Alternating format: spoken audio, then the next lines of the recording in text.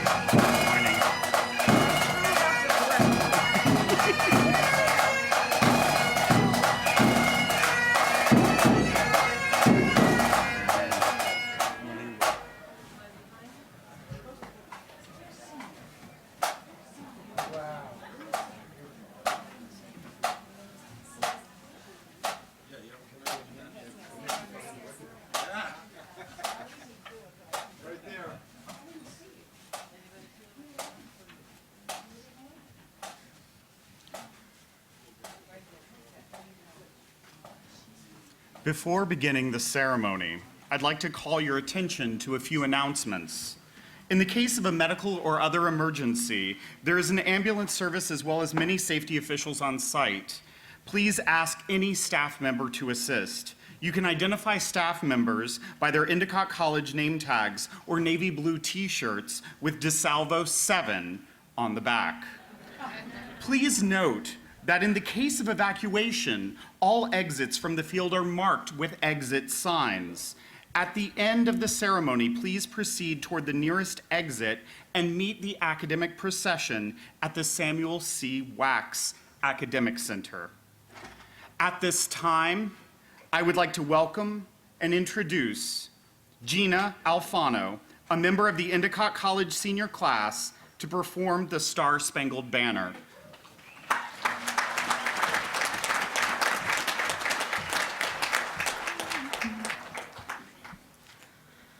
Oh, say, can you see by the dawn's early light what so proudly we hailed at the twilight's last gleaming, whose broad stripes and bright stars through the perilous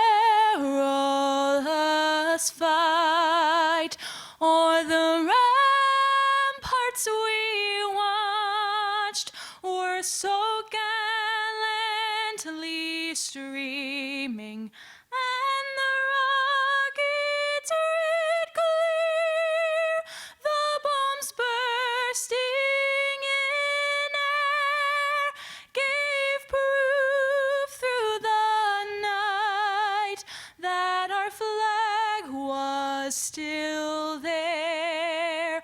Oh, say, does that star-spangled banner yet wave o'er the land of the free and the home of the brave?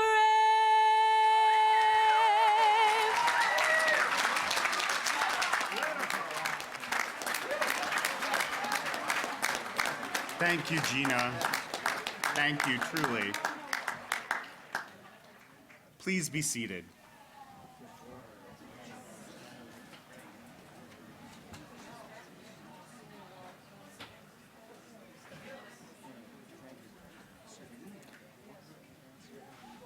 Endicott College faculty, staff, students, Board of Trustees, community members, and delegates, welcome to the inauguration of Endicott's 7th president, Dr. Stephen DiSalvo.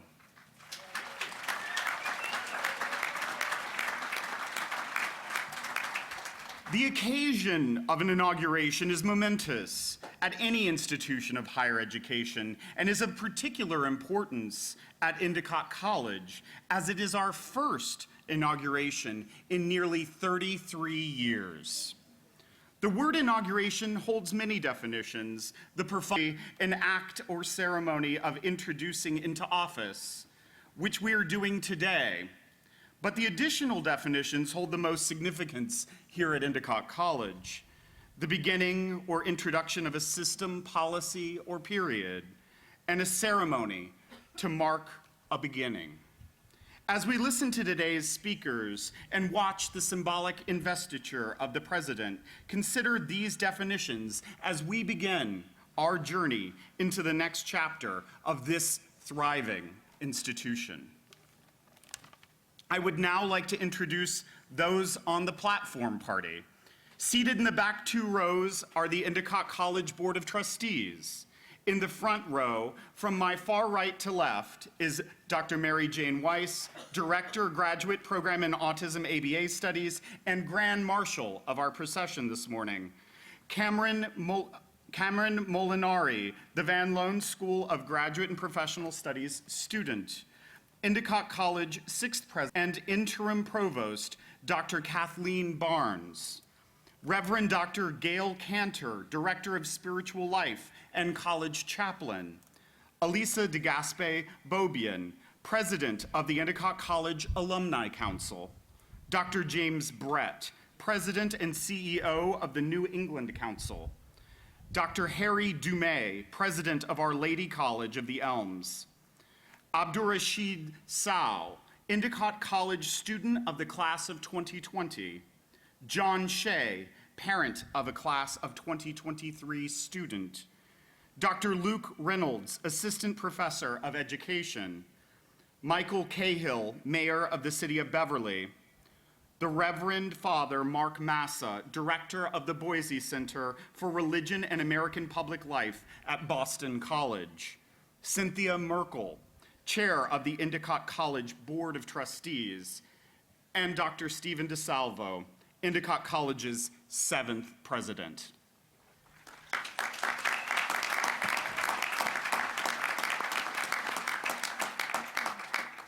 I now invite Reverend Dr. Gail Cantor to the podium to deliver the invocation. Divine source, creator and sustainer of all that is and all that will be, we invoke your presence with us on this very day. We ask for blessings on all who are gathered here, our honored guests, Dr. DiSalvo's family and friends, distinguished representatives from other academic institutions, our trustees, administrators, staff, and faculty, our alumni, and especially our students. And we ask for a special blessing for Dr. Stephen DiSalvo as he joins the Endicott College community to lead it to the fulfillment of the opportunities ahead. May any challenges he confronts excite his heart and mind. May he be gifted with creativity to help us grow beyond our current limits, and may he and his wife Eileen feel welcomed and at home here. We are grateful for this exceptional college that has been built from the inspiration and aspirations of many. We honor all who have come before to make Endicott College the extraordinary school that it is today. We pray to honor our traditions and history, but not to cling to them. We pray to be inspired to evolve our contribution and lead its expression in the world. We gather today to invoke, to call in the promise that exists in a new beginning. We gather with great expectation to celebrate this occasion filled with a joyful sense of possibility, to usher in this new chapter in the history of Endicott College. The Trappist monk and mystic Thomas Merton said, quote, "You do not need to know precisely what is happening or exactly where it is all going. What you need is to recognize the possibilities and challenges offered by the present moment and to embrace them with courage, faith, and hope." We gather today to invoke courage, faith, and hope for all of us, and especially for Dr. DiSalvo, on this day of his inauguration as the 7th President of Endicott College. Amen.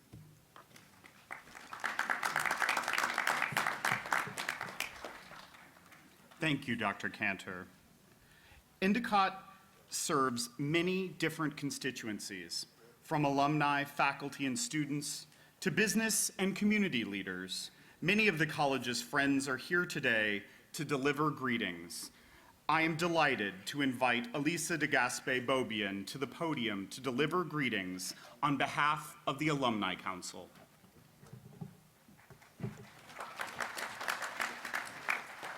Thank you very much. Hello and welcome, Endicott. Today is an historic day for Endicott College as we welcome the 7th president to our community. The word community is used so often and to describe so many groups, but at Endicott, it's not enough just to use the word community. We gulls need to use a lot of adjectives before and after that word to aptly convey the feeling that Endicott provides. Today, we bring many constituents together to celebrate Dr. DiSalvo and Endicott College. While I represent the alumni community, we are also joined today by students, parents, staff, faculty, administration, dignitaries from other institutions, and local and regional community leaders. Together, we form a part of the vast and growing Endicott community. I am hopeful that today Dr. DiSalvo will share with us some of his journey to get to Endicott. For me, my journey to Endicott was about 3,200 miles long. As a transfer student from the University of Oregon looking for a better fit, I was fortunate that generous aid was available to me. I made my way to Beverly during a time of both challenge and innovation for Endicott. Even though in my 6th grade autobiography I had written that I wanted to go to college at Endicott, in reality it was a very long way from home. And although I was welcomed to campus in 1991 by great faculty and the perfect storm right when I arrived, within about a week of being here, I knew I was exactly where I was supposed to be. I lived in a mansion, Tupper Manor. I loved my classes. I was on a winning tennis team, and I got to study abroad. In those years, while completing my degree and amazing internships, I made lifelong memories and friends that have shaped who I am today. As a student, I lived the transition from 2-year to 4-year programs and Endicott going co-educational. Living locally, I've seen the footprint of the campus grow. I've seen the excitement of children in my community being invited to play hockey at the Ray Bork Arena. I have seen local communities marvel at the successes of Endicott. I cherish the Endicott of yesterday, but I'm oh so excited to see what the Endicott of tomorrow will be under Dr. DiSalvo's leadership, the team of committed professionals on campus, and the phenomenal students that we welcome every year.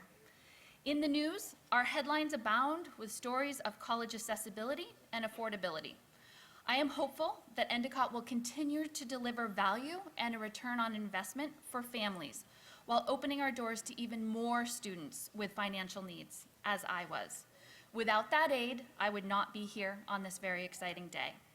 As a parent of 2 high school daughters, the return I would love to receive from college is on the whole student: educational, professional, and emotional support. And on all of these, Endicott delivers. Historically, Endicott has been a hidden secret known by the lucky, as a college providing a world experience, focusing on the whole student in a location charmed by Mother Nature. I am confident with Dr. DiSalvo's leadership, our secret is no longer safe, and new communities everywhere will learn about Endicott. It's very exciting. And when those new students arrive and even more communities are established, I am sure they will feel it, the Endicott way. So Dr. DiSalvo, on behalf of the entire Endicott College alumni community, we welcome you to our authentic, sincere, welcoming, accomplished, innovative, vibrant, and appreciative community of lifelong learners. Thank you for accepting the challenge and leading the charge. Go Gulls.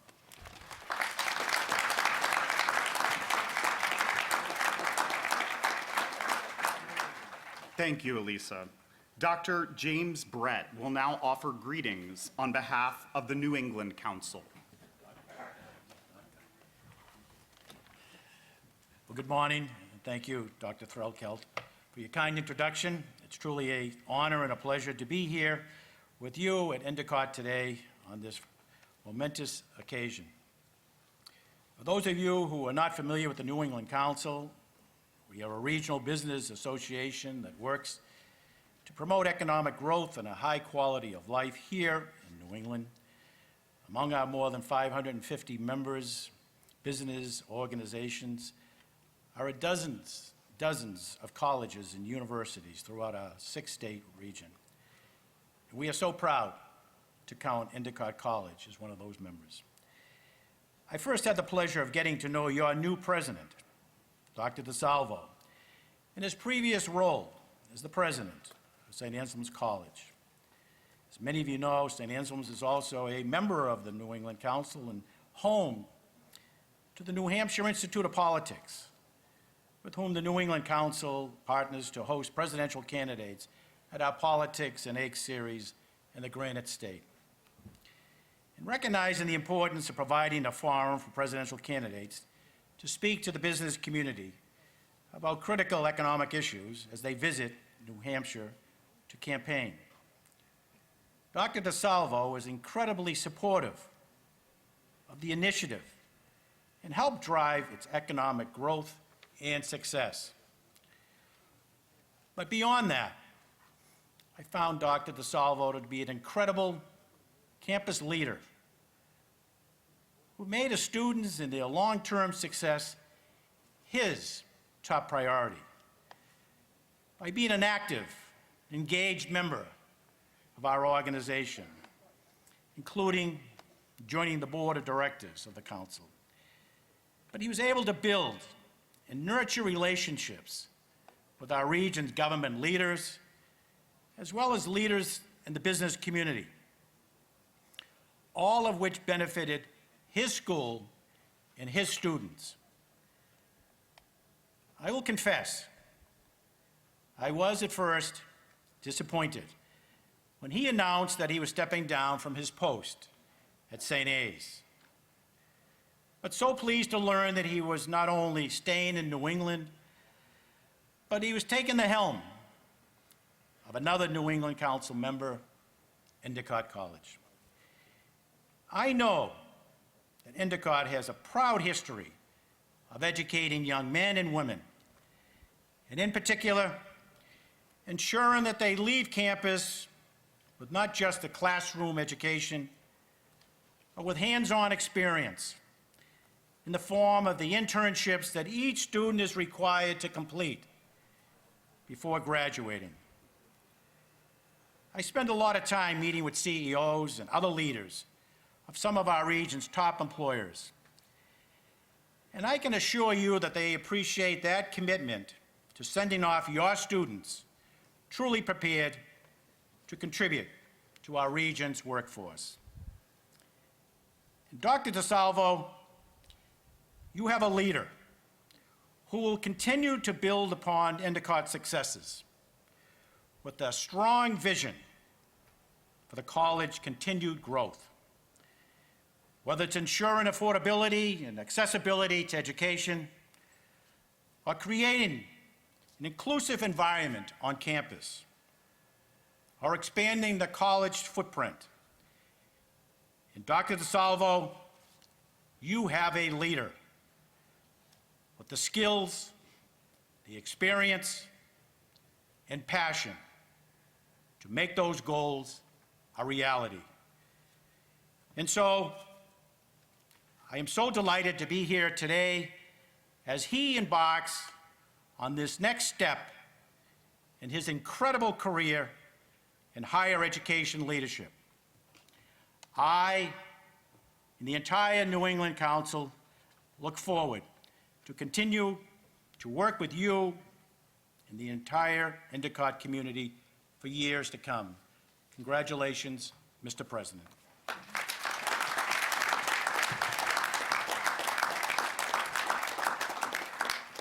Thank you, Dr. Brett. Dr. Harry Dumais, President at College of Our Lady of the Elms, brings greetings on behalf of other college and university presidents.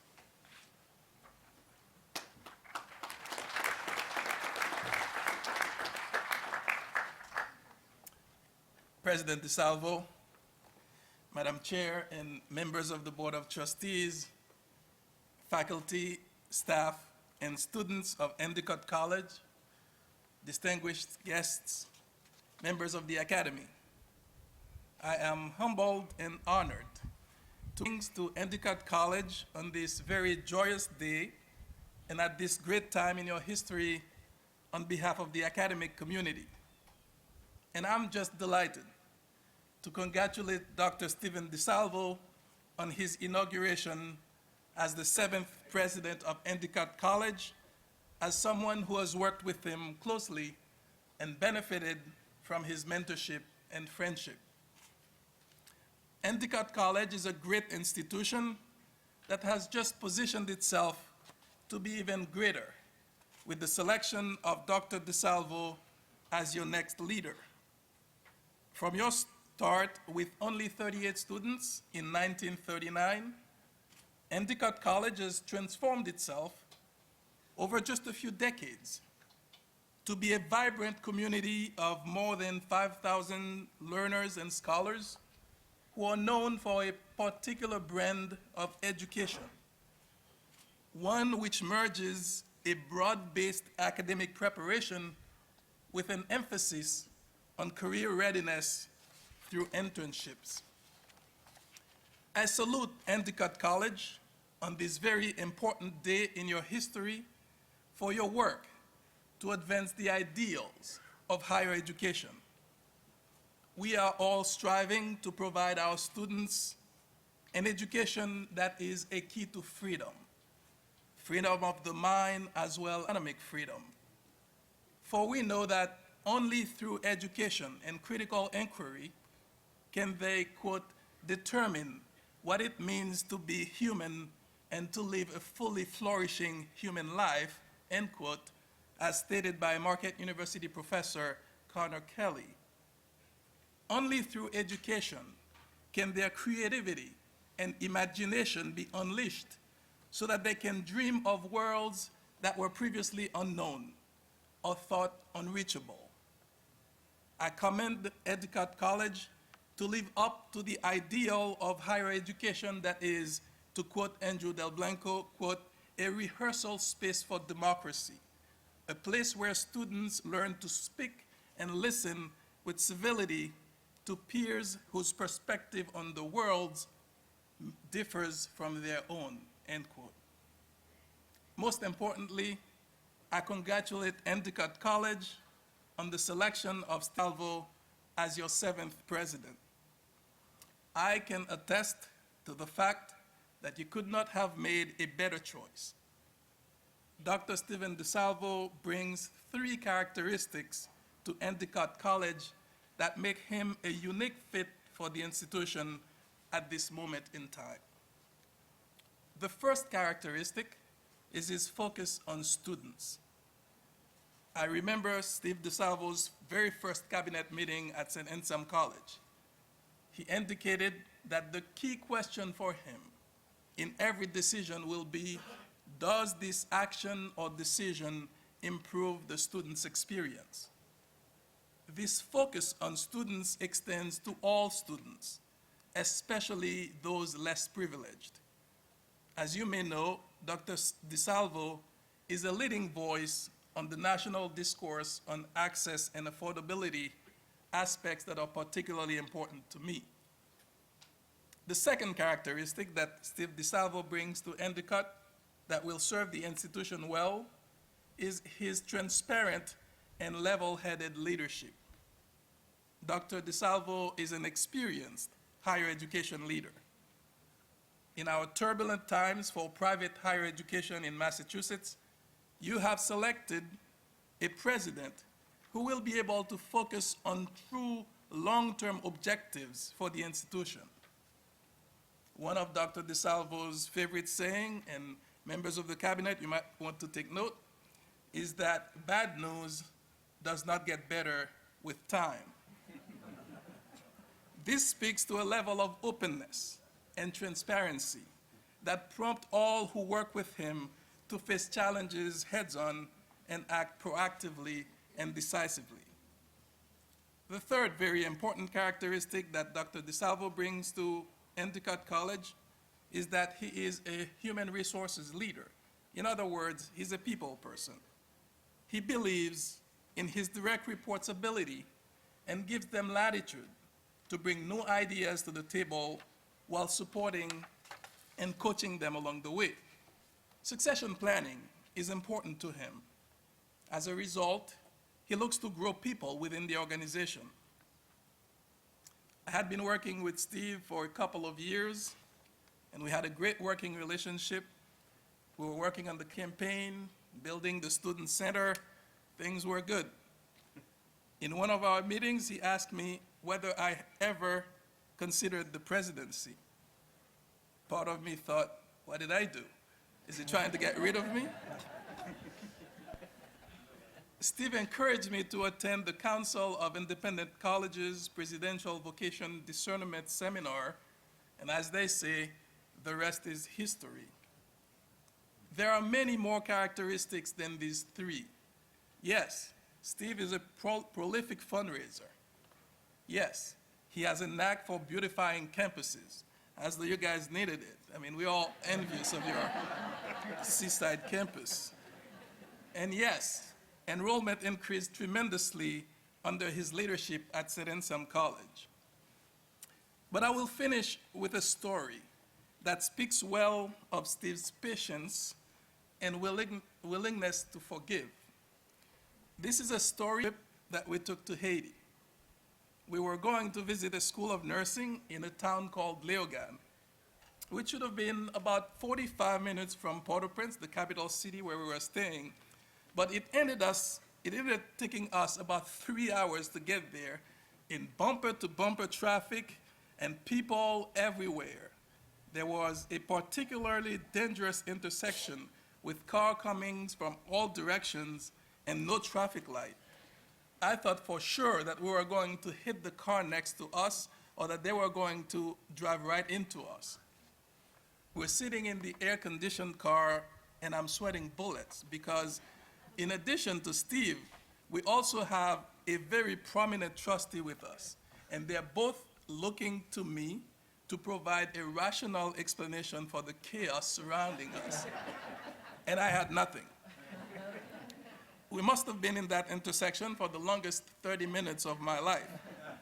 Eventually, we made it to the school and back safe and sound in one piece, to my great relief.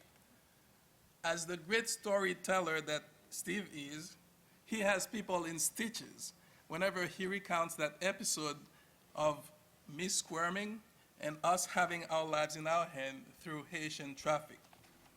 Neither he nor the trustee held this horrific drive against me. I think, because come to think of it, not long after, he asked me whether I ever considered the presidency. Congratulations, Endicott College, and your terrific new president. Congratulations, Steve, on your inauguration. We all know that you are going to take Endicott College even to greater heights.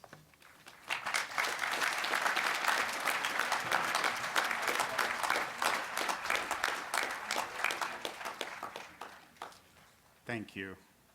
The Endicott Singers will now perform an original song, "The City Will Be," written by Endicott Alumni Band, Mad Yonder. The Endicott Singers are directed by Professor Rebecca Keneally, Chair of Endicott College's Department of Performing Arts.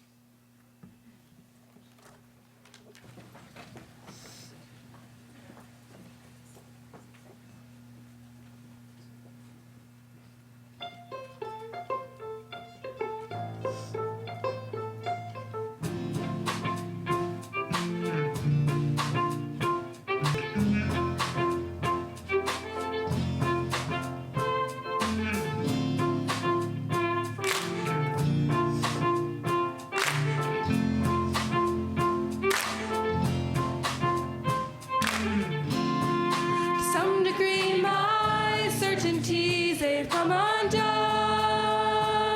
Now where will you run? If you had asked 3 years ago, I would have said quite far from home. If you uproot, you won't grow. If you uproot, you won't grow. Now I know it's alright, yeah, it's alright if we rise up slowly to a new height. Here we go. I pray this city will be good to us. It's all on track. Let the noise roll, let thunder right off your back. All these plans you've made may still come true. You don't have to race, you got time to act your age. So take a breath and let the seeds you sown these many nights bloom. Not about to race, let loose and take the stage. Do your best to make this place your home. Make this place our home. You can build a fortress. Torture yourself to the gorgeous morning. Ponder all thoughts in context. Rock to the conscience or cover the plot. You got the old city watching us. Chalk it up and move it with the confidence. Exploration operative. The constant monster wants you to stay and rock with it. You can live without fear of consequence. And so it goes, rising up. Another lonely road, gotta swim through the suburbs, then you fight through the forest. Trust it will be, no one can do it for us. Never know when you don't approach. How many ways can we mess with fate? Real life, but it's all for show. Pack bags coming out that way. All these plans you've made may still come true. You don't have to race, you got time to activate. So take a breath and let the seeds you sow be spending nights blue. You got hell to raise, let loose and take the stage. Do your best to make this place your home. Make this place our home. Wanna stay with it. Let them all go gray with me. And all these living, I ain't finished yet. Have a gift, need to open it. We can live, have a life, open heart, sacrifice.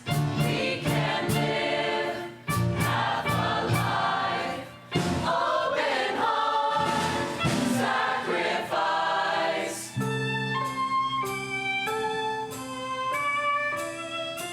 All this time spent on heartfelt contact, find the light and make me whole. You don't have to race, you got time to activate. So take a breath and let the seeds you've sown these many nights bloom. You got hell to raise, let loose and take the stage. Do your best to make this place your home. You don't have to race, you got time to activate. So take a breath and let the seeds you've sown these many nights bloom. You got hell to raise, let loose and take the stage. Do your best to make this place your home. You don't have to race, you got time to activate. So Remind myself not to be consumed by what I can't control. got hell to race, let loose and take the stage. Wide-eyed child to recognize this kingdom that is While we do our best to make this place our home.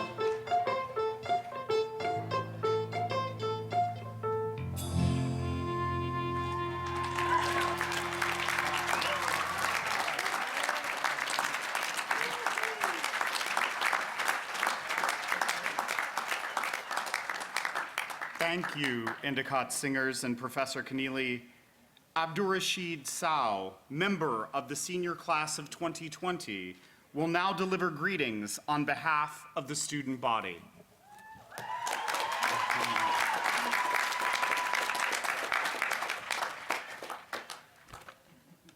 Dear members of the Board of Trustees, faculty and staff, honorable guests, fellow students, it is my distinct honor to be standing before you today. My name is Abdurrashid Sow. I am a senior international studies major from Côte d'Ivoire, West Africa. When I was asked to speak here today, I started writing, rewriting, searching leadership quotes, and I came across many. But one quote in particular stuck with me, and I thought I'll share it with you today. A leader is someone who demonstrates what's possible, said author and international business leader Mark Yarnell.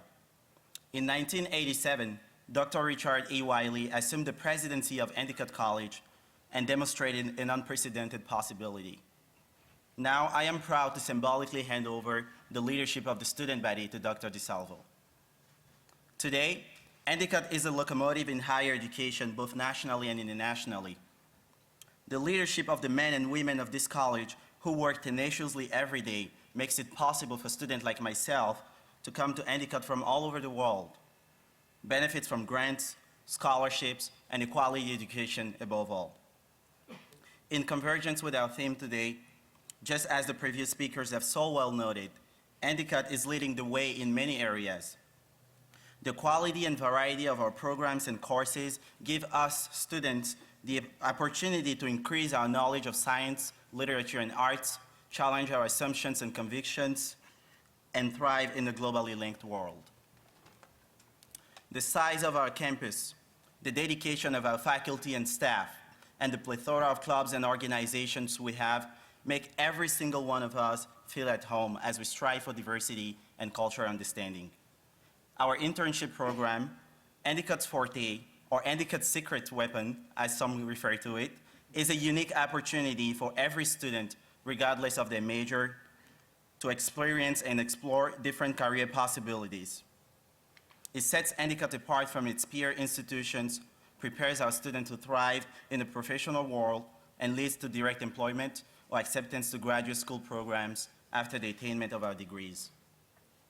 In light of the aforementioned, what makes Endicott truly unique is our genuine human connections, the student desire to learn and teach one another, our faculty's passion for teaching and experiential learning, our school spirit, the life-lasting friendships we make, and our courage for kindness, accountability, and success. That said, Dr. DiSalvo, if you'd allow me, I'd like to give you some advice on behalf of the student body. As you take the gown of leadership on this new journey, wear it proudly. When you walk around on campus, down the halls, attend student-led activities, and interact with our wonderful faculty, we hope that you feel at home, for this is your nest as much as it is ours. We hope that you lead us with patience, guide us with the truth, teach us with love, and push us to do more. For as John Quincy Adams said, if your actions inspire others to dream more, learn more, do more, and become more, you are a leader. We hope that you show us all the possibilities that are out there. We hope that you inspire us to become dreamers, lifelong learners, and above all, true leaders. We're lucky and grateful to have you as president, and we wish you the best of luck. Ladies and gentlemen, please join me in welcoming Endicott College's new president, Dr. Stephen R. DiSalvo.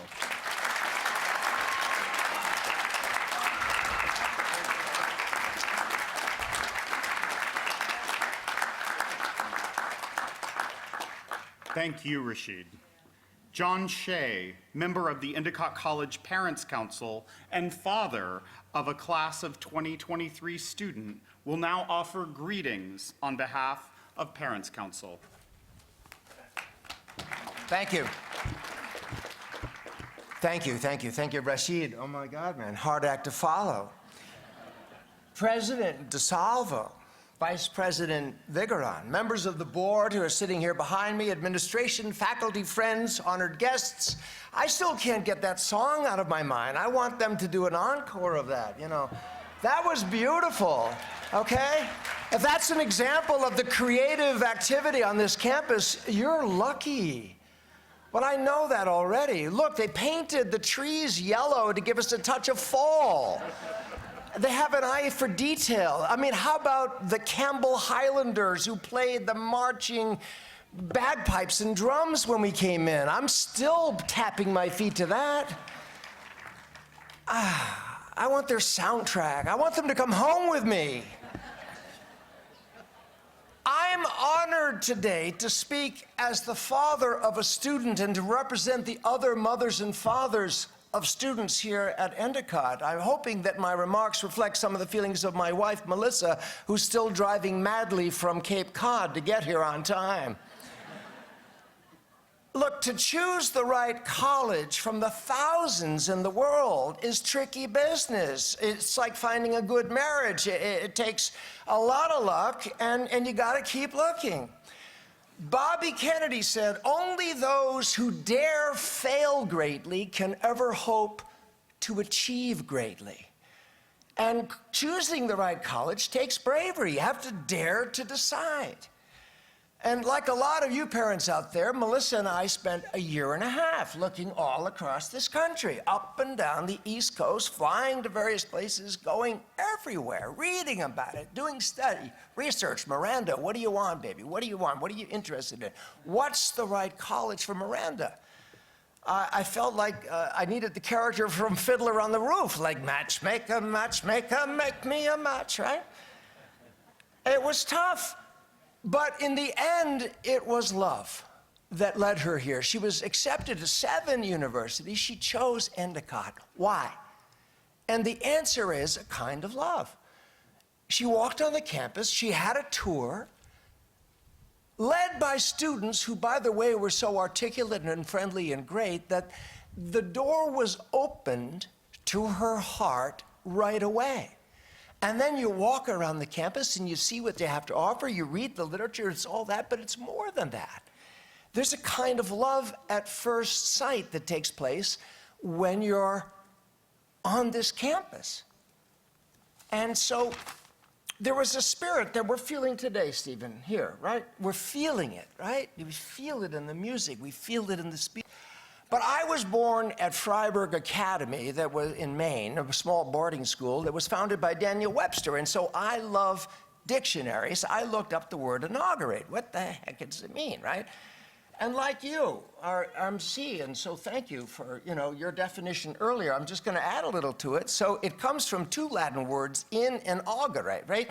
So it means to increase. An augur is somebody who furthers the growth of an enterprise, who sees favorable omens for success. In ancient Rome, an augur was an official diviner.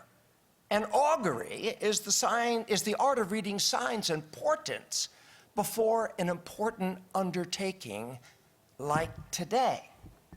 So I think that Stephen DiSalvo is being inaugurated because he's an augur. He's a seer, a diviner. Not that maybe he can actually see the future, but he can feel it. He can sense where Endicott can go, and he can guide us to that place. Like the ancient leaders of Rome, Stephen knew that the gods approved of his mission to help lead Endicott before he undertook it. He followed his intuition, and I bet he followed the advice of his wife, Eileen. Daniel Webster also says to inaugurate is to consecrate. To consecrate, to invest. And so today we thank Stephen DiSalvo and Eileen for the most holy investment that a person can make, the dedication of your life, of your time on earth, of your passion to make a place better, to keep it healthy, to foster dreams, to inspire, to create a place where others can create. So what is Endicott? I mean, what are the men and women like Stephen DiSalvo and the other administrators like? Okay, I think they're like shipbuilders. Shipbuilders, like the generations before them that worked on these very same shores of Beverly. They're shipwrights. But here at Endicott, they're building sturdy students using time-tested methods who, after years of hard work and testing, are ready to be launched into the seas of life and navigate this great globe. This year, this school will launch 1,000 students from here, sons and daughters sailing into the future, navigating the globe. Daniel Webster also says that to inaugurate is to further the growth of something with a mystic sense of purpose. Stephen DiSalvo has that purpose. I've heard him speak. So have you. In 1784, Alexander Hamilton referred to George Washington as Your Excellency because his inauguration as president was auspicious. It promised success. There were auguries of George Washington's success, but there are auguries today. Look around, all right? The music, the speeches, the perfect weather, the color of the trees, the legacy of the leaders like Richard Wiley, who came before you and passed the torch, passed the baton, the wisdom of the elders, the talent of the young, the love and support of your family, the alumni, this board. These are the givers who have your back. There's the faculty, the mentors who inspire your sons, your daughters, who toil on the front lines of their dreams and help them come true. So I think it's the spirit of Endicott that makes it so great, right? But don't take my word for it. I asked some students, being the father of a daughter who goes here, what do they love about Endicott? Sophomore Tierney Goddard said she loves the incredibly warm sense of community. She said it's like the small town that I left. And so that the transition from my home to my school felt basically non-existent. And she said, For that, I am beyond thankful. Adam Cowell, class of 2019, graduated last year. Sorry, I'm not used to wearing this cap and gown. Well, you can see I'm not used to wearing the cap. Adam Cowell, I'm working with right now. I'm telling you, he's an Endicott grad. I said, Adam, all right, you graduated from the school, dude. What was it about Endicott that made it so great for you? He said, when I went to Endicott, I had no idea what I wanted to do in life. After 4 years of spending it at my second home at Endicott, I found out who I was and what I wanted to be. And I am so grateful. I want to send my own children there. So your students, Stephen, talk about your community. Christina, Miranda's roommate, talked about community. All right? Now, it's only been a few weeks, but I did ask my daughter Miranda if she's happy here. And she said, Dad, it's so great making new friends and meeting so many people. I don't have to see the same old faces like I used to at home. And I say, Miranda, who was named after the character in Shakespeare's last play, The Tempest, Miranda, that Miranda in the play said, "O brave new world that hath such people in it." And I say, yes, Miranda, it's the people gathered here today, all around you. This is your new family. So in summation, I hope I speak for all the parents here when I say to Stephen and the entire community at Endicott, thank you, bless you, and may we all dare to succeed to fulfill the great Endicott dream, to build a great school by the sea, a safe harbor where our sons and daughters will soon sail around the world, ready, willing, and able to make this great globe, like they sang a few minutes ago, their new home. Thank you.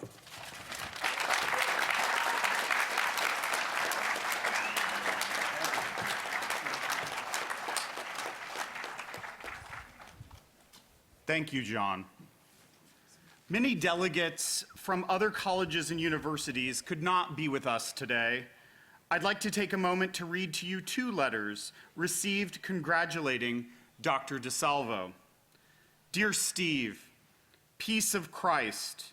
The whole Fordham community joins me in congratulating you and praying for you as you take over the leadership at Endicott. May God our Lord strengthen you in all you do. Prayers and blessings, Father Joseph McShane, President of Fordham University.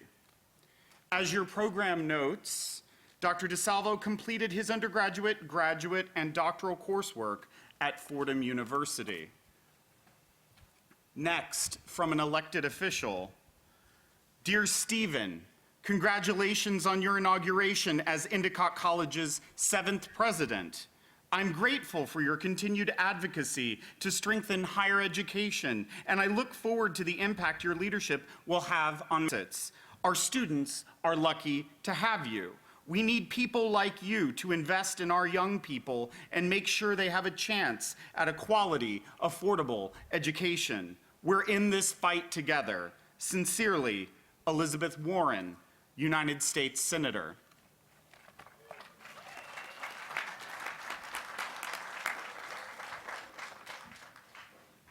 The next representative to speak to you today is from the Endicott College faculty, Dr. Luke Reynolds, Assistant Professor of English and recipient of the 2019 Excellence in Teaching Award.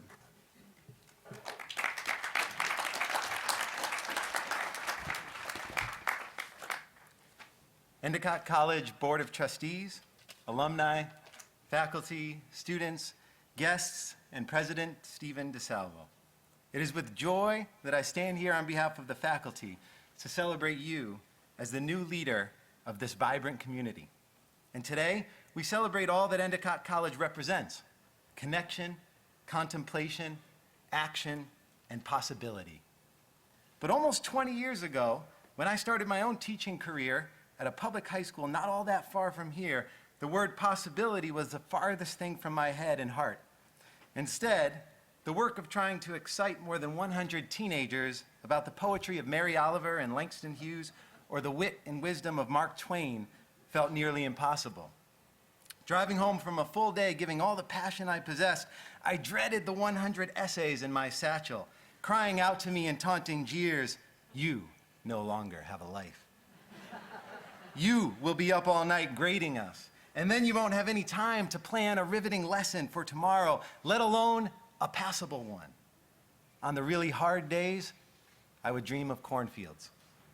I figured the corn stalks would never talk back. They would not refuse or refute my pleas for engagement, vocabulary, word usage, or simply to be still and pay attention. Or I thought of being a monk. The silence, the peace, the deep serenity beside which I could softly sidle rather than cry in the tiny faculty bathroom before teaching my next class, for which I felt completely unprepared. This was my start in the field of education. And it was no surprise when, years later, I discovered the finding from researcher Richard Ingersoll that approximately 50% of all public school teachers in America quit within their first 3 years on the job. 50%. So when I began here at Endicott, after slowly learning to fall in love with the classroom, how to manage it at the middle and secondary level, I fully expected that the teaching candidates who had graduated from our program would grapple with the same kinds of despair I had encountered. They too would consider cornfields and convents, right? I remember talking with a recent Endicott graduate who was in the midst of her first full year of teaching, and I enthusiastically belabored my message. You probably feel like you want to quit, like you just can't do it, like it's impossible. Well, came her reply, and then 5 beautiful, powerful words that have come to define for me what Endicott is all about. It's hard, but I'm okay. It's hard, but I'm okay.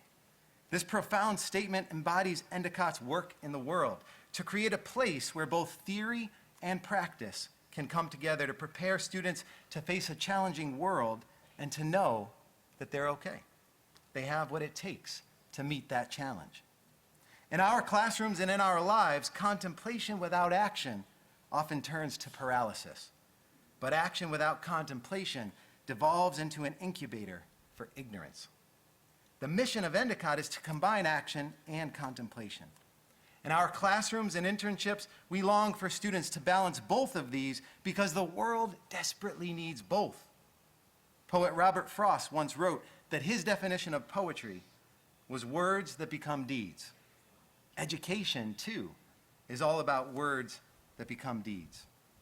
About finding ways to make the ideas and connections of the classroom become the avenues and applications outside those walls. I am grateful to teach at a place and in a space where this kind of possibility is not only practiced, but deeply encouraged. I no longer daydream of cornfields. Instead, I now consider gulls. And I'm lucky enough to see all around me gulls who fly far and close, who are examples of the beautiful synthesis of contemplation and action, of theory and practice. The world is not easy, and no job is. But at Endicott, we aim to create ways to help our community face those challenges and make a difference in the world through them. It is hard. That can't be changed. But it's going to be okay. That's the Endicott way.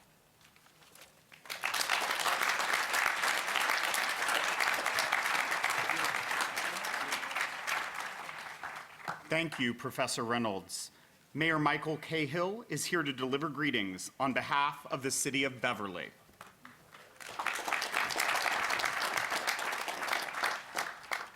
Wow, Dr. DiSalvo, you picked the right college. When you think about Dr. Reynolds, who I know is representative of your faculty, and you think about students like Gina, Rashid, and the Endicott Singers, there's a lot of impressiveness and greatness here. Good morning, everybody. It's an honor to bring this of the City of Beverly and to join in welcoming you all here this morning to witness and celebrate the inauguration of Dr. Stephen DiSalvo as the 7th president of Endicott College.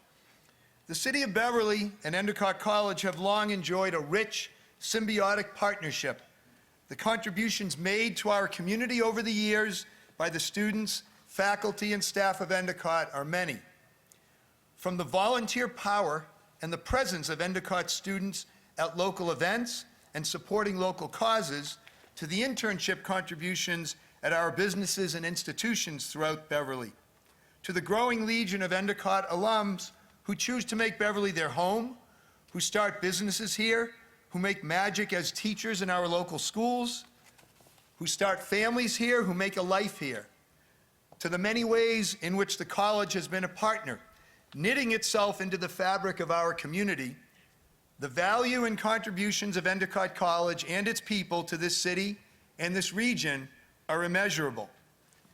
We are forever grateful for the leadership and the friendship of former President, the late Dr. Richard Wiley. Dr. Wiley built an amazing legacy. He positively impacted so many of us at a personal level, and he so generously shared so much of himself to lead Endicott College and to help improve our city, both of which he loved greatly. And today, we are both honored and excited to celebrate Dr. Stephen DiSalvo's inauguration as Endicott College's new president. As we are enjoying getting to know Dr. DiSalvo, we are energized and we feel great optimism for the college's present and for its future. Dr. DiSalvo, your first academic year as president is in full swing, and your Endicott College students and faculty are doing great things. We welcome you and your family. We commit ourselves to being your partners in our shared journey, and we wish you a long and successful tenure as president of Endicott College, filled with much personal happiness and professional fulfillment. Welcome.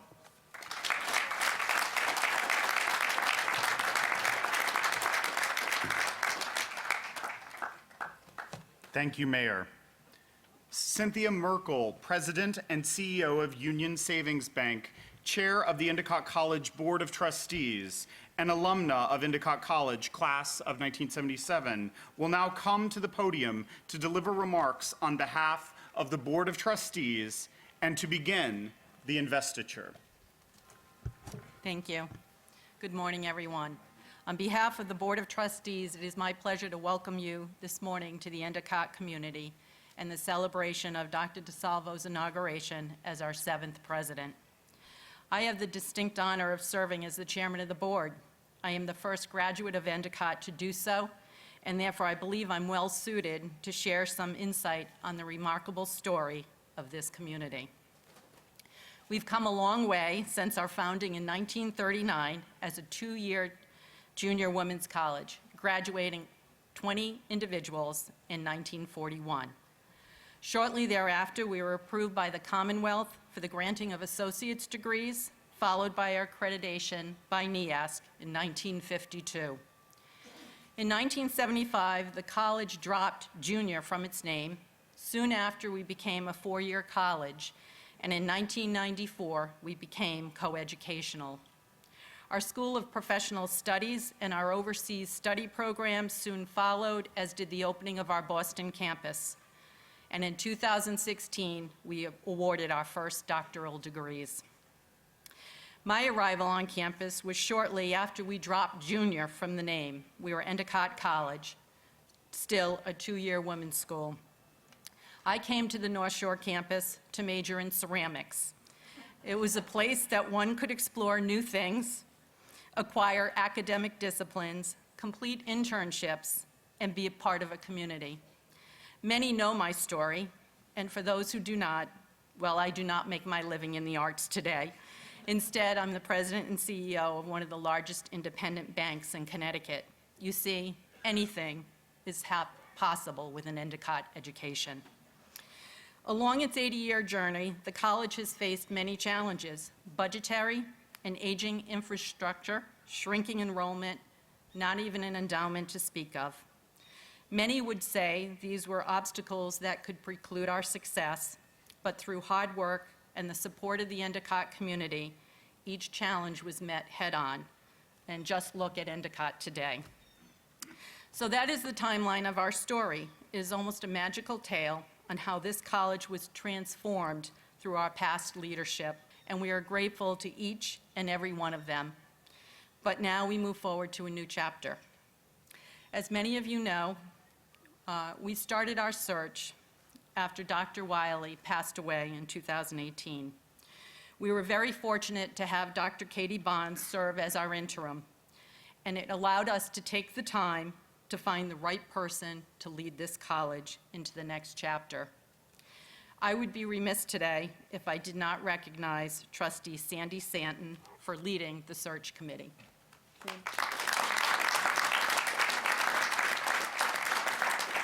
And to all of the members of the committee that are here today, thank you and well done. When I first met Dr. DiSalvo in the final stages of the search process, I instinctively knew that he'd be the right person to continue our track record of success. I remember him saying, "Endicott is the best kept secret," and today I'm very confident that through his leadership, our story will be spread far and wide, attracting a diverse student population beyond our historical footprint. Our desire to continue to be a relevant institution in this fast-changing world, both affordable and accessible, are top priorities, and that is one of the reasons why Dr. DiSalvo was selected. It became clear pretty quickly that affordability and accessibility were fundamental goals of Dr. DiSalvo, and I suspect were important to him based upon his own personal educational journey. During the search process, it also became clear that Dr. DiSalvo was interviewing us. And as a CEO, I deeply respected that. He too was looking for a good fit, a setting where he could innovate, focus on student success and outcomes, while being supported by a community that was willing to try new things. In the end, we found each other, and we are all here today to celebrate moving forward. I'd like to personally, and on behalf of the entire Board of Trustees, welcome you, Dr. DiSalvo, Eileen, and your entire family, and welcome to the Endicott community.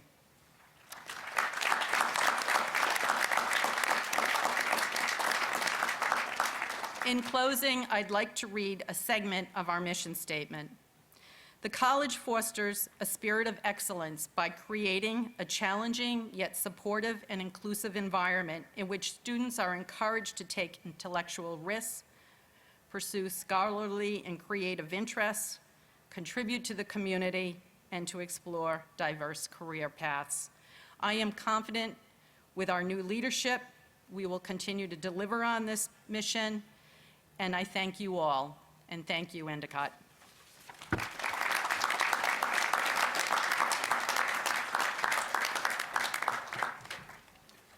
At this time, I'd like to invite Dr. DiSalvo, Chair Merkel, 6th President and Interim Provost Dr. Katie Barnes, student speaker Rashid Sow, and Van Loan School student Cami Molinari to begin the investiture. While this investiture takes place, I'll explain what each symbol means. Dr. DiSalvo is currently representing the regalia of the degree-granting institution, Fordham University, from which he obtained his Doctor of Philosophy. With the assistance of Endicott students, Dr. DiSalvo will trade his academic regalia for the regalia worn by the president of Endicott College. The gown, hood, and tam are symbolic of the college and the president's rank and authority as its chief executive.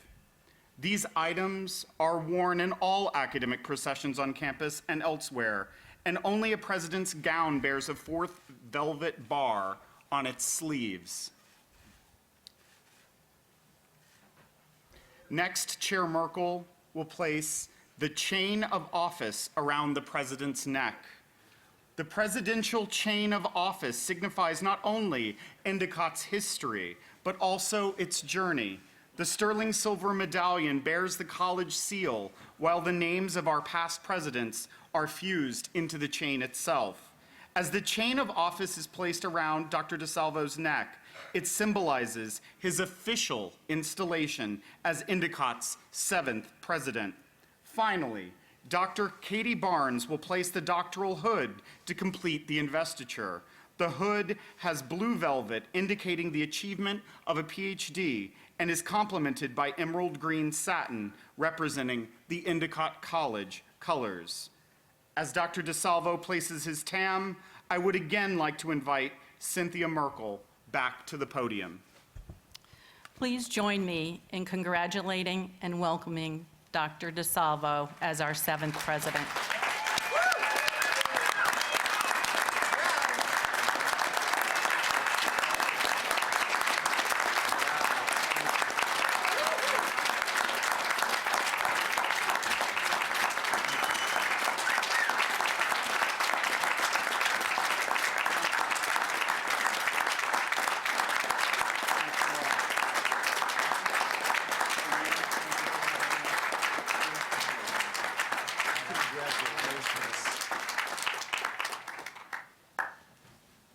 It's a great day to be a gull.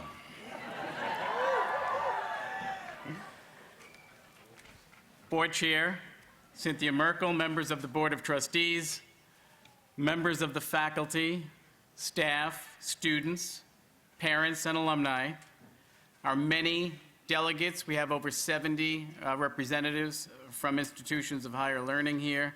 And I'd like to personally thank my fellow presidents from many institutions who are here today from all over the United States, Mayor Mike Cahill and our community leaders, friends and family, and especially my wife Eileen, our sons Tom, Andrew, and Connor. I am honored and I am humbled to stand before you as the 7th president of Endicott College.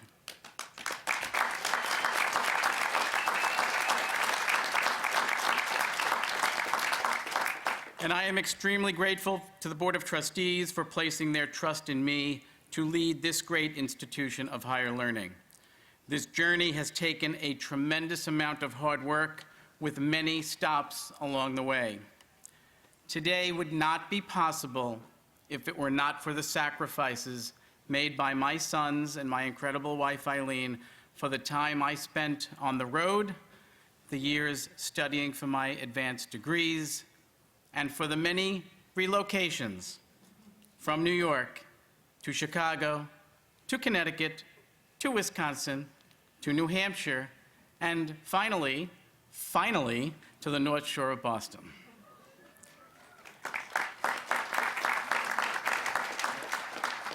And as parents, we often speak of the sacrifices we make for our children, but we should not underestimate the sacrifices our children make for us.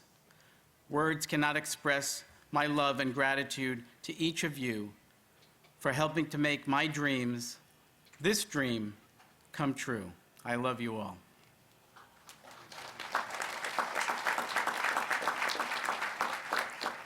It is indeed a day for gratitude as we have much to celebrate today, for this is more than an inauguration. It is, in fact, a celebration of the power of education itself, something which many of us here have dedicated most of our professional lives. And we all know firsthand the power of education in all its forms to change lives, to broaden perspectives. Whether it's the classic novel that triggers contemporary questions, the mentoring relationship that can set an inquisitive mind on a rewarding new path, or the internship that sparks a passion for a previously unknown profession. In my own life, I have not only seen the power of education up close, I have lived it. In my family, I am the first member of my generation to have the privilege of attending college. From an early age, I was surrounded by those who believed deeply in the importance of higher education. See, Eileen and I grew up in a middle-class section of Queens, New York. It was a blue-collar neighborhood predominantly made up of police officers, firefighters, and construction workers. A place where men mostly would wake up in the wee hours of the morning to go to work. And then they got home in the late afternoon with calloused hands and sore feet they'd rush off to another job, repairing televisions, maybe selling real estate. They did all the work around the house, spending little on themselves, and becoming fathers to a host of young people in the neighborhood. The moms worked just as hard. Most were homemakers who ran the house, chaperoned school trips, and were den mothers for the Cub Scouts. They wanted nothing more for their children than to have the benefit and the opportunity of a quality education.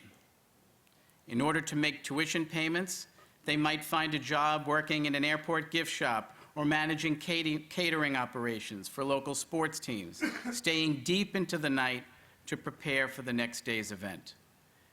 Yet they still made time to serve as their home's chief operating officer, really the glue that held these families together.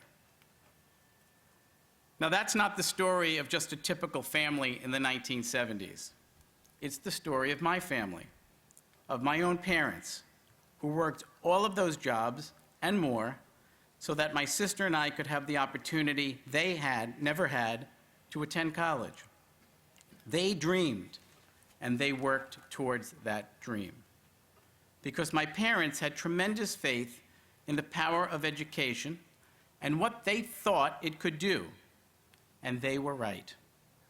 Their hard work ensured that their son could go on to receive a college education, attain a master's degree, earn a doctorate, and stand before you as a college president.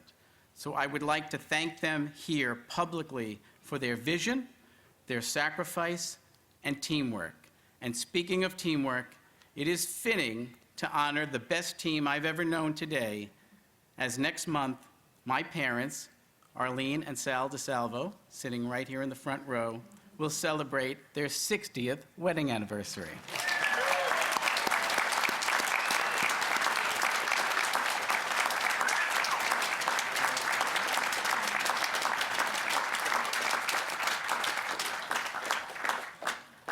Well, mine is but one of the countless stories that attest to the power of education, and that power is timeless. Yet how we educate does change over time, and perhaps more so in the past quarter century than at any point in history. And therein lies the opportunity to retain those timeless principles, what works, and evolve them to meet the needs and opportunities of learners today and in the days to come. These changes are exciting ones. Yes, change can bring with it uncertainty, but there is so much promise in the changes we see around us. The democratization of education, adapting to different learning styles, and to those who learn differently. Reaching more people in new ways. Willing and engaged learners who might otherwise have been cut off from the richness of higher education in years past. Students, perhaps, with slightly different demographics from the catalogs of old. This is the opportunity, and Endicott College is so perfectly poised to seize that opportunity. Endicott College. When Eileen and I were asked to consider applying for this opportunity, we discovered a beautiful campus and a beautiful canvas on which to work. Now, it is impossible to speak of the gifts of Endicott College without speaking of and honoring the legacy of Dr. Richard Wiley.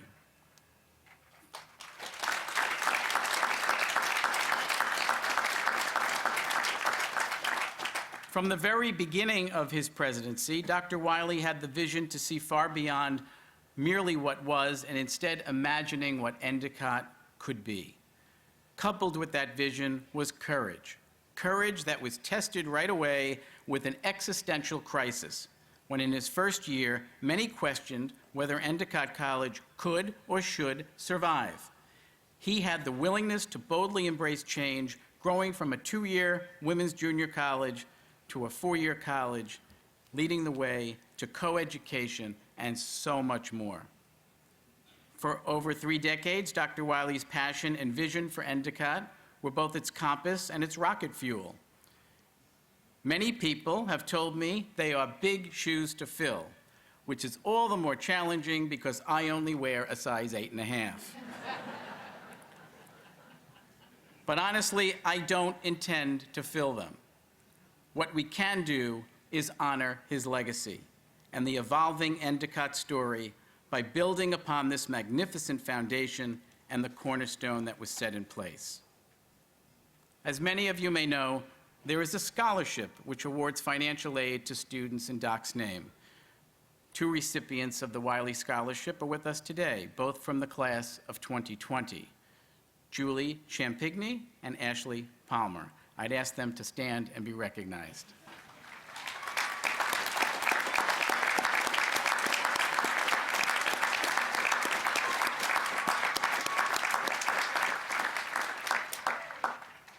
Less than a year and a half ago, this community suffered a great loss, and amidst the heartache, there was gratitude for the foundation and vision Dr. Wiley provided. Dr. Kathleen Barnes had the unenviable task of shepherding Endicott during this unprecedented transition for the college. Everyone seated here today has a deep appreciation for the extraordinary challenge you faced. So on behalf of the Endicott community, I extend heartfelt gratitude to you, Dr. Barnes, for your stewardship of Endicott during that time.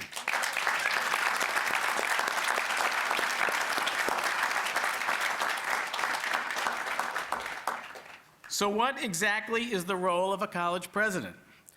When I first became a college president a decade ago, my 3 sons, who were in their early teens, would say, "Dad, what do you do all day?" As many of you know, one of the gifts of having children is that they deliver to you, unprompted, little doses of humility on a daily basis. In response to their question, I resisted the temptation to simply show them my calendar.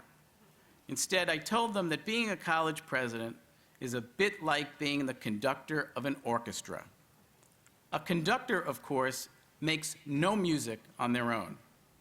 It's the orchestra that makes the music. It is the conductor's job to meld the individual parts into a greater whole. Just as the orchestra has its sections, we have our various departments. I will leave it to the faculty and staff to determine who gets to be the woodwinds, the strings, and the percussion. So yes, the conductor here at Endicott College has changed, but we still have the same incredible orchestra. Our faculty and staff will continue to perform together in the great symphony that is higher education at Endicott. Our repertoire will consist of the familiar as well as the new. We will not abandon the masterworks that have created Endicott College. But together, we will perform new pieces, engaging new audiences, while remaining connected to our longtime fans, our alumni, parents, friends, and benefactors. What exactly will that look like in today's world? A fast-paced, noisy world where constant change is the new normal. It is in fact a world that needs exactly what Endicott College has to offer. We live in an age buried in content, media, and information, where we are all participants in a steady stream of dialogue, civic, political, professional, social, and personal. So many have so much to say, creating so much content. But what informs that content? What should inform that content? Informed, inquisitive, lifelong learners. And helping to feed those learners, that is our place. We must remind our students that you cannot have your heads buried in your smartphones all of the time. Having conversations where you look another human being in the eyes will better prepare you for that job interview, that interpersonal relationship, that long-term success in the workplace, and beyond. This world is filled with complex issues, and a variety of increasing challenges can also become a smaller, better connected place where newly familiar faces and efforts to find a common language often lead to innovation and collaboration. Therefore, We must provide our students with the global experience necessary to thrive in that global society. Study abroad opportunities are not just about taking courses in a foreign country. It means traveling to places you have dreamed about, immersing yourself in new cultures and customs, and getting a taste of foreign lands. We can do this by expanding options around the globe beyond our present locations in Madrid and Cork, Ireland, by owning and operating more of our own programs. In this way, our students who study abroad can take our courses taught by our faculty on our campuses, which means you never leave Endicott College, but rather spend a semester at an Endicott location somewhere else on this planet.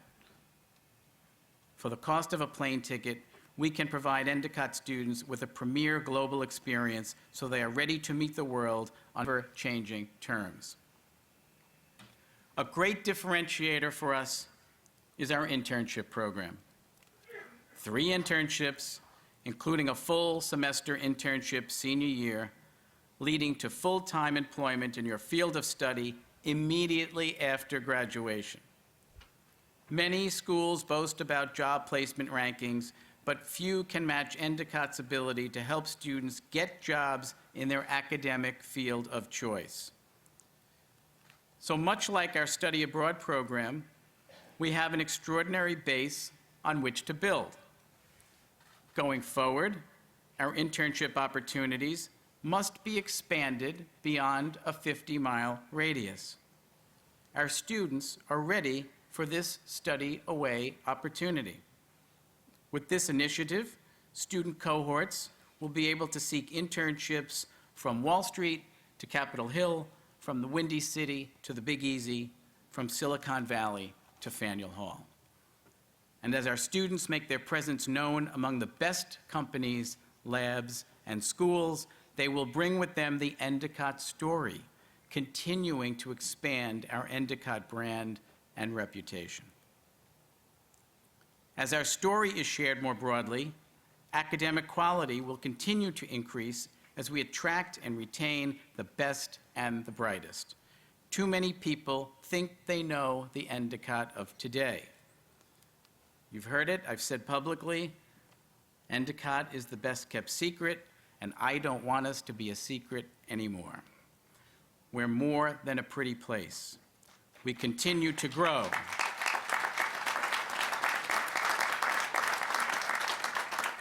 We continue to grow and transform, and all of us can work together to tell our story. The small place people once knew has grown into a complex institution with 9 schools, 2,900 undergraduates, and nearly 2,000 graduate students. The 4 buildings that existed in 1939 are now surrounded by a 235-acre campus landscape that boasts 56 buildings, including 3 magnificent seaside estates, high-quality athletic facilities, and a prominent location in downtown Boston, just 1 block from the Boston Commons. Yes, we have quite a story to tell the world, and we will do just that. Our light will no longer remain under a bushel basket. It will shine brightly for all to see. Our story will continue to evolve. We will embark on a bold initiative whereby living and learning become integrated through programs designed for affinity groups. It is an incredible way to learn. Students in thematic housing can choose to build a community that enhances what they are learning in the classroom. Living, learning communities will connect our faculty to our students outside of the classroom to learn not just about the academic discipline, but about life in general. A rich learning environment. And we will connect our Boston location to our beautiful Beverly campus, thereby presenting students the opportunity to explore cultural events, attend sporting events, and serve the greater Boston community. Indeed, the best of both worlds.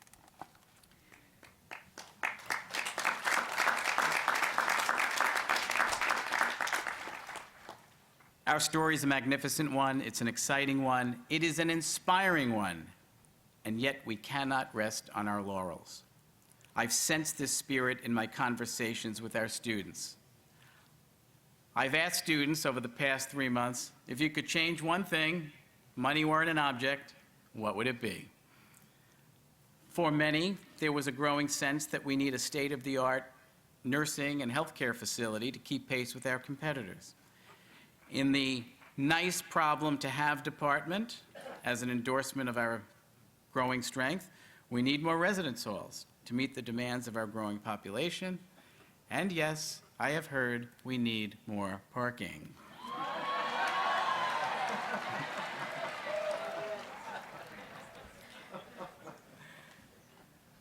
But then there's the elephant in the room whenever anyone discusses an ambitious agenda in higher education: affordability. Affordability needs more than hand-wringing and complaining about cost. Someone needs to do something about it, to go beyond the philosophical discussions which, though important, are not helpful to those planning to pay their tuition in the near term. We must grow wisely, always mindful that we maintain our place as an industry leader by keeping our price point low and with it our discount rate below 40%. To my colleagues at other institutions, just want to make sure you heard that, below 40%. We will lead the way on the topic of college affordability by engaging our elected officials in a conversation, a very necessary conversation, to seek an exemption to federal antitrust laws so we can talk to our peer institutions about a reset of the gross price in higher education.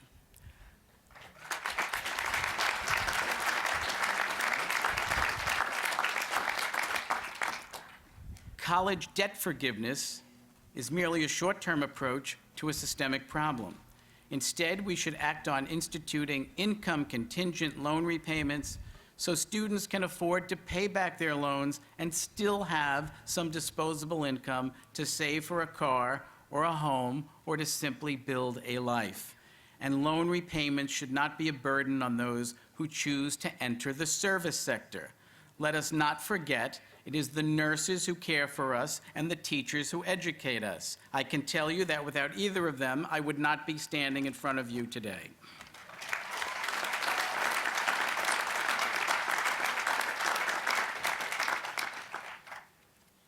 So all of these initiatives come at a price. We must embark on Endicott's first ever comprehensive capital campaign. Such a campaign is a challenge and an opportunity to launch a new chapter in the history of Endicott College. We must raise funds for new programs and centers, for campus beautification projects, for student scholarships, and to grow our endowment. For it is the investments on the endowment that produce interest income used for financial aid packages. The larger your endowment, the more competitive we can be in attracting even more quality students to attend this great institution. This is especially important as we seek to attract a more diverse and inclusive student body, faculty, and staff. I'm sure that many of you share my belief that the college campus should be reflective of the world in which we live.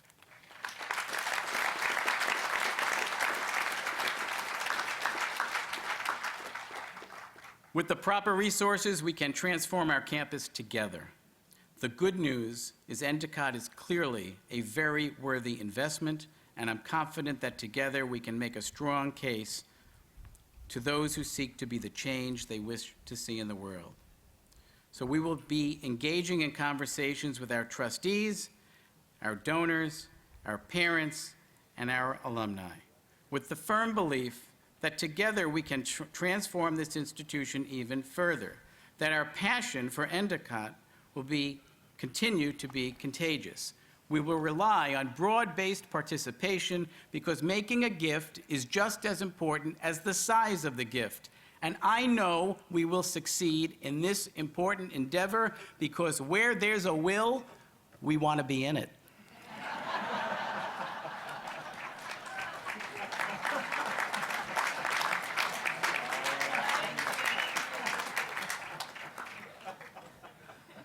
I am so grateful, honored, and most of all excited to have the privilege of leading as together we write the next chapter in the Endicott story. There is much we will seek to accomplish, and I'm confident our entire community will rise to the occasion, ensuring we remain at the forefront of innovation in higher education, that Endicott remains affordable and within reach. Together, we will produce high-performing teams and leaders, meeting the demands of the market and continuing to hire the best and brightest faculty, supporting their teaching, research, and publications. Supporting all of this, we will grow the endowment to a level never seen before at this institution, creating greater sustainability as a thriving institution of higher learning. And we will make sure we share broadly, wildly, and proudly the Endicott story, spreading the word that Endicott is more than the name of a beautiful campus with 3 beaches, that Endicott is a leader in academic offerings, internship experiences, and delivery methodologies, providing our students with opportunities both abroad and throughout this great country that are nothing less than life-changing. Our story, the Endicott story, is really about our people. It is less about the past and more about the future. It is less about the internship, but more about the intern. It is less about the care and more about the caregiver. It is less about the dream, but more about the dreamer. That next chapter for Endicott begins now, when I can say with optimism, excitement, and great pride that it's a great day to be a Gull. Thank you.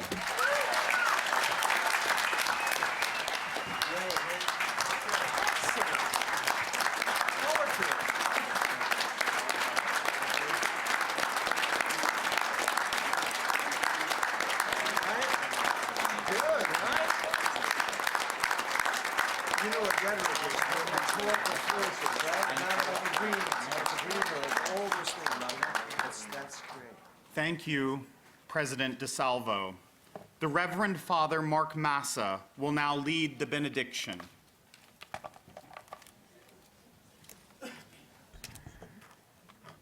I ask all of you to join me in praying for a blessing. O God, from whom all blessings flow, and with whom we start on a new journey today, make us a grateful community and cause us to remember and never to forget your mercies which have been with us from the beginning. In this moment of high hopes and great expectations, fix our steps so that we do not stagger at the uneven motions of our world. Grant to this the blessing of a useful, hopeful future where there is no greatness without goodness, no vision without virtue, and where steady is made perfect in service.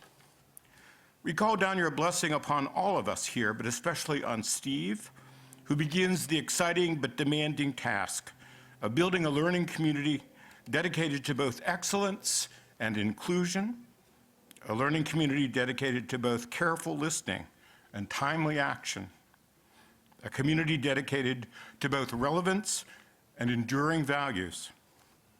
And now, God of all good beginnings, we ask your blessings on the journey that we begin this morning.